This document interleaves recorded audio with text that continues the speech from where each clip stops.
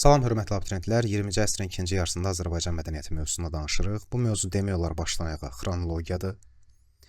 Təhsil sahəsində deyə bilərik ki, 59-cu ildə Azərbaycanda 8 illik təhsilə keçildi. 66-cı ildə 10 illik təhsilə keçilir. 71-ci ildə hərbi məktəb fəaliyyətə başlayır Cəmşid Naxçıvanski adına, ki bu da Heydər Əliyevin dövrüdür. 40-50-ci illərdə Teatr İnstitutu, Xarici Dillər İnstitutu, Naxçıvan və Xankəndidə pedaqoji institutlar açılır. 45-ci ildə Azərbaycan Elmlər Akademiyası, Azərbaycan SSR Elmlər Akademiyası təşkil edilir.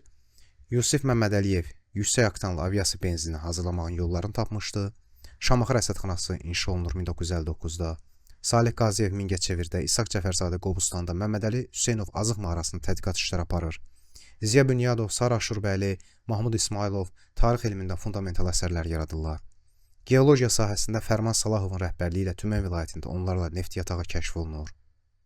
Və Azərbaycan geofizikləri Xəzər dənizinin İrana məxsus şelfində 44 perspektivli neftli qaz strukturu aşkar edirlər. Astronomiya sahəsində uğurlarımız olur və bu sahədə ən çox tanınan bizim mütəxəssis Nadir İbrahimovdur ki, onun da şərəfinə Mars kraterlərindən birinə ad veriblər, İbrahimov krateri. 3 asteroida Azərbaycan, Nizami Gəncəvi və Şamaxı rəsədxanasının adını veriblər. Astrofizika rəsədxanası. 1956-cı ildə Səməd Vurğuna xalq şairi adı verilir və 1958-ci ildə Füzulinin 400 illiyi qeyd olunur. Mətbuata gəldikdə 1967-ci ildə Ulduz jurnalı, 69-cu ildə Qobustan almanaxı, 70-ci ildə Sovet Türkologiyası jurnalı, 75-ci ildə Azərbaycan Təbiəti jurnalı nəşrə başlayır. Mədəni maarif sahəsində ev muzeyləri 70-80-ci illərdə Hacıbəyovun, Səməd Vurğun və Cəfər Cabbarlı və Bülbülün ev muzeyləri yaradılır. Molla Pənah Vaqifin məqbərəsinin açılışı olur. 1982-ci ildə Hüseyn Cavidin nəşi İrkutskdan gətirilir, Naxçıvanda dəfn olunur, onun ev muzeyi yaradılır.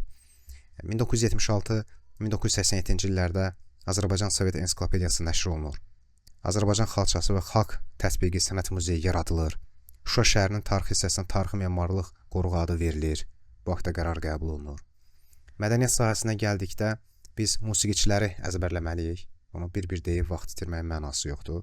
Aktyorlar, rəssamlar və film və kinolar. 40-50-ci illərdə hansı filmlərdir, 70-80-ci illərdə hansı filmlərdir? Bunlara diqqət etməliyik, dəyərli yoldaşlar.